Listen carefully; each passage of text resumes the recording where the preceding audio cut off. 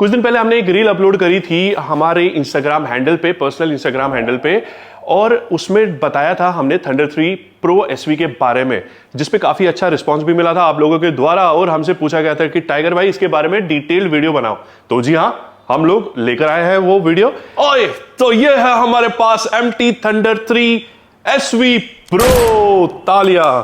दो बहुत इंपॉर्टेंट चीजें मैं आप लोगों को बताने वाला हूं, ध्यान से वीडियो को पूरा देखिएगा, स्किप मत करना, नहीं तो वो चीजें मिस हो जाएंगी। फास्ट फॉरवर्ड भी मत करना, वहीं पे उंगली रुका दो। तो वीडियो को हम कुछ पार्ट्स में डिवाइड करेंगे। सबसे पहले हम बात करेंगे इसके आउटर शेल के बारे में, ठीक है। ये जो आउटर शेल्स हैं इन हेलमेट्स के, ये होते हैं पॉलीकार्बोनेट शेल्स, ठीक है। पॉलीकार्बोनेट क्या होता है मैंने पुरानी बहुत सारी वीडियोस में ऑलरेडी एक्सप्लेन करा हुआ है। जो पहले से मेरे साथ इस जर्नी में है और कनेक्टेड है उन लोगों को तो बखूबी पता होगा। पॉलीकार्बोनेट सिंपल तरीके में बता दूं तो जनरल बड़े बड़े ब्रांड्स में, उनके नाम नहीं लूंगा, वो प्लास्टिक ABS अभी भी यूज करते हैं मार्केट में सरप्राइजिंगली। क्यों? क्योंकि सस्ता पड़ता है। पॉलीकार्बोनेट जो शेल्स होते हैं वो ज्यादा एफिशिएंट होते हैं, इफेक्टिव होते हैं। जब कोई राइडर किसी एक्सीडेंट या गिर गया या कुछ भी होगा, कोई भी ऐसा अनफॉर्चुनेट इवेंट हुआ, तो उस केस में पॉलीकार्बोनेट अच्छे से परफॉर्म करते हैं और कम से कम इंपैक्ट फोर्स को अंदर आपके स्कल की तरफ भेजते हैं, ठीक है। सिंपल भाषा में, इसको ज्यादा कॉम्प्लिकेट नहीं करते। तो सबसे पहले शेल किस चीज का बना हुआ है? High impact resistant polycarbonate. तो इसकी कंस्ट्रक्शन की मैं बात करूं तो ये जो पॉलीकार्बोनेट शेल्स है MT के, वो बनते हैं प्रिसीजन ब्लॉक्स में। प्रिसीजन ब्लॉक्स में उससे होता क्या है, अब इसके ऊपर जब इंपैक्ट पड़ता है, इसके ऊपर जब फोर्स पड़ता है, तो वो कैसा होता है ना, फोर्स जब फैलता है, जब वो फैलता है, डेसिपेट होता है, क्योंकि प्रिसीजन ब्लॉक्स में बने होते हैं, तो एक ब्लॉक को तोड़ के दूसरे ब्लॉक में घुसने के लिए फोर्स को टाइम लग जाता है। उससे क्या हो जाता है, वो रिड्यूस हो जाता है। उसके बाद शेल की बात हो गई, उसके बाद आता है इसका वाइजर, जो कि काफी इंपॉर्टेंट होता है किसी भी हेलमेट में। वाइजर इंपॉर्टेंट क्यों होता है? क्योंकि उससे आपको दिखने वाला है। दृष्टि को सफलतापूर्वक ज्यादा से ज्यादा रखने के लिए इन्होंने मैक्स विजन वाइजर्स को यूज करा हुआ है। उसके साथ साथ जो इसमें पिन लॉक लगता है, जो कि इसके साथ नहीं आता है अनफॉर्चुनेटली, वो पिन लॉक 70 यूज होता है। पिन लॉक कितने टाइप के होते हैं?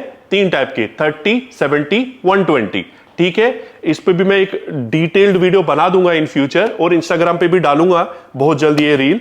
तो आप इंस्टाग्राम भी प्लीज मेक श्योर कीजिए कि वहां पे भी कनेक्टेड रहे अगर आपको ऐसी ही जानकारी चाहिए। इनका ये क्विक रिलीज मैकेनिज्म है यहाँ पे, तो आपको जस्ट एक यहाँ पे लाल कलर का ये दिख रहा होगा, इसको आपको खींचना है और ये वाइजर इजीली चेंज हो जाता है, इजीली निकल आता है। उतना ज्यादा मेहनत नहीं करनी पड़ती है अपने को। अब बारी आती है इसके पैडिंग की। पैडिंग भी इनका लेजर कट पैडिंग है, काफी सॉफ्ट है, काफी थिक भी है और काफी कंफर्टेबल लगता है जब आप इसको पहनते हैं। अब आती है बारी इसके स्पॉइलर की। ये देख रहे हो, कुछ इस प्रकार का दिखता है अभी ये स्पॉइलर। काफी चेंजेस किए हैं इसके डिजाइन में, वो क्यों किए हैं वो भी मैं बता रहा हूं आपको। स्पॉइलर को DRS बोलते हैं। क्या होता है वो? Drag reduction system. MT ने अपना MotoGP का एक्सपीरियंस यूज करते हुए इस DRS को डेवलप करा हुआ है कि आपको कम से कम टर्बुलेंस देगा जब आप हाईवे टूरिंग कर रहे होंगे इसको पहनकर। बारी आती है इसके ओवरऑल लुक्स की, तो काफी बढ़िया हो गया है, ठीक है। आप देख सकते हो काफी अच्छा लगता है ये।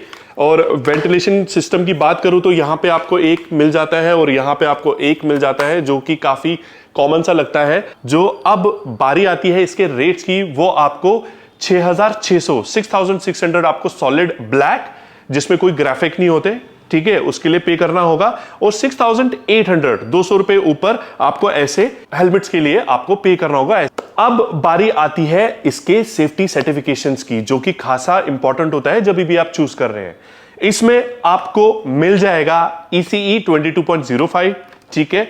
उसके बाद आपको मिल जाता है DOT, ठीक है। उसके साथ साथ आपको मिल जाता है ISI, ठीक है।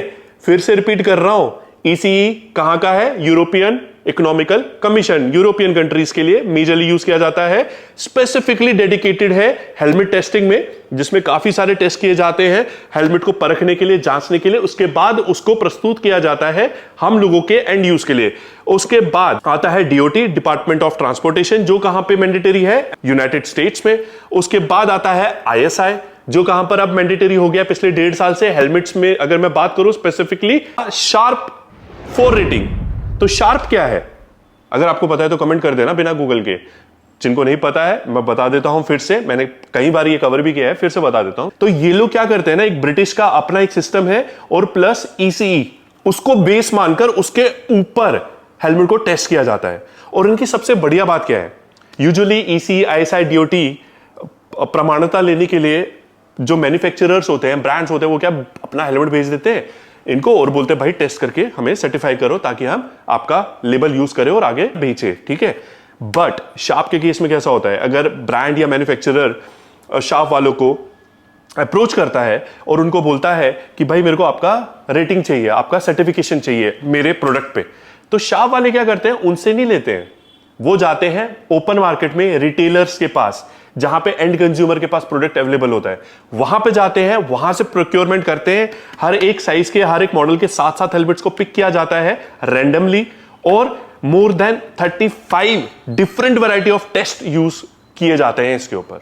इसी से आपको पता लग जाएगा कि ये कितना सही वाला अनबायस्ड रिव्यू सिस्टम होता है। 6-7 हजार के अंदर आपको शार्प रेटेड कौन कौन से हेलमेट आते हैं मार्केट में, कमेंट करके वो भी मुझे बताना कि आपको कितने ऐसे हेलमेट्स के बारे में पता है। अब आती है बारी कि इसमें अभी ऐसा क्या नया आया है। फर्स्ट, ये 2 शेल साइजेस में आता है, which has to be remembered always, ठीक है। कितने शेल साइजेस में आता है, 2 शेल साइजेस में। कौन कौन से के लिए, स्मॉल मीडियम का आपको एक शेल साइज दिखेगा, लार्ज एक्स्ट्रा लार्ज के लिए आपको डिफरेंट शेल साइज मिलेगा, याद रखिएगा।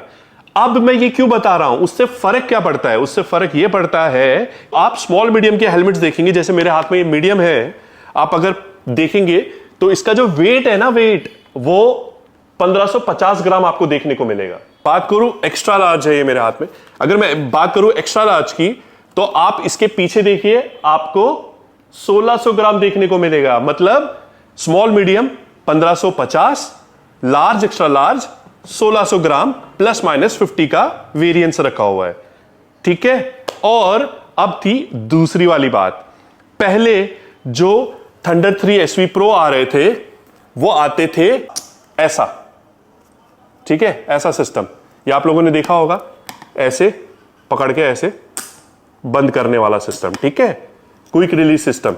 ये भी काफी अच्छा होता है टूरिंग हेलमेट्स में। बट अब जो दूसरी चीज इन्होंने अपग्रेड करी हुई है वो है डबल डी रिंग। अब ये आता है डबल डी रिंग के साथ। तो यही थी वो 2 चीजें जो मैं आपको स्टार्टिंग में बता रहा था कि पूरा देखिएगा। उसके साथ साथ ये 2 साल की वारंटी के साथ भी आता है। मेरे हिसाब से, मैं प्रमोट नहीं कर रहा, देखो मेरे को कोई पैसे वैसे तो मिलते नहीं है, बट अमूमन मेरे से पूछा जाता है कि टाइगर भैया हमें बता दो 6-7 हजार में, 8 हजार में कौन सा ऐसा हेलमेट है जो हमें कंसिडर करना चाहिए। रेस्ट एश्योर्ड हो जाइए 2 साल के लिए शार्प रेटेड हेलमेट के साथ। शार्प रेटेड आउट ऑफ 5 4 है, ये हो गई ये तो बढ़िया बात। उसी के साथ आशा करता हूं कि आप लोगों को काफी हद तक कुछ नया जानने को मिला होगा। अगर जानने को मिला होगा तो प्लीज हमें सब्सक्राइब कर दिया करो भाई। 98% लोग देखते तो हैं, शेयर भी करते हैं, कमेंट भी कभी कभी करते हैं, बट ये सब्सक्राइब करने में क्या प्रॉब्लम है, फ्री है यार। तो जब भी आप किसी भी स्टोर पे जाए तो प्लीज ये सब चीजों को चेक कीजिएगा, प्रॉपरली स्नग फिट हेलमेट लीजिएगा। सेफ्टी काफी इंपॉर्टेंट है, याद रखिए, एक्सपेंसिव नहीं है बट बहुत इंपॉर्टेंट है। इसी के साथ लेता हूं मैं अलविदा, मिलते हैं बहुत जल्द नई वीडियो में। Make sure to follow us for such kind of content. Take care of your माताश्री, योर पिताश्री। With that, Jai Hind.